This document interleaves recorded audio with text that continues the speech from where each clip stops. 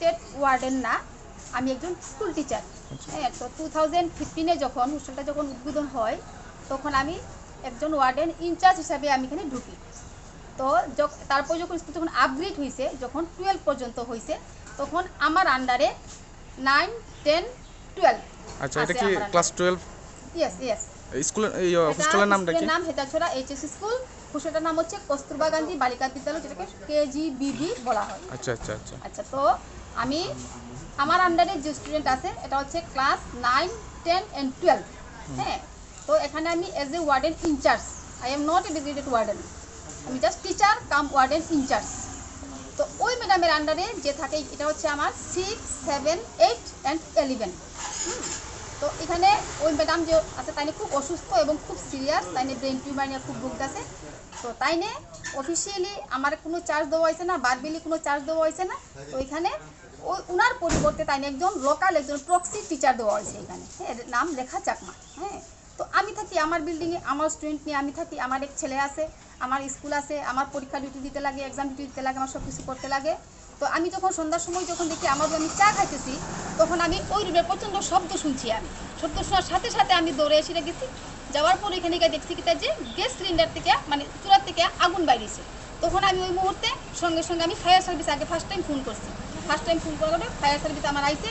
তারপর আমি স্টুডেন্টের বাইর করছি যতটুকু আমার সম্ভব সাধ্য মতো, যেহেতু এখানে 100 ক্যাপাসিটি, আমি যতটুকু পারি আমি বাইর করছি। এবং ক্লাস 12 স্টুডেন্টরা আমার যাই হোক, এরপরে বিভিন্ন ধরনের গাড়ি আমি কল করলাম, আমার আন্ডারে প্রচুর ড্রাইভারের কন্ট্যাক্ট নাম্বার আছে, আমি সবাই ফোন করলাম, অ্যাম্বুলেন্স আইলো, তারপরে ফায়ার সার্ভিস আইলো। ফায়ার সার্ভিস আমি 3 জন পেশেন্ট নিয়ে গেছি। আচ্ছা, কিভাবে অ্যাক্সিডেন্ট হইছে? এটা বাচ্চারা ইনজুর কিভাবে হইছে? বাচ্চারা ইনজুর হইছে, তারা প্রথমে আগুন দেখছে, যেহেতু ছোট বাচ্চারা ওরা ভয় পাইয়া গেছে।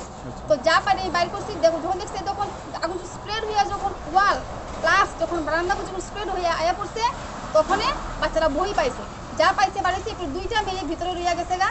তারা তখন জানলা থেকে জাম্প মারছে। জাম্প মারার পর আমি এবং আরেকটা পাড়ার একটা ছেলে আমরা তাদের উদ্ধার করছি, সঙ্গে সঙ্গে আমরা তারা ফায়ার সার্ভিসে তুলছি।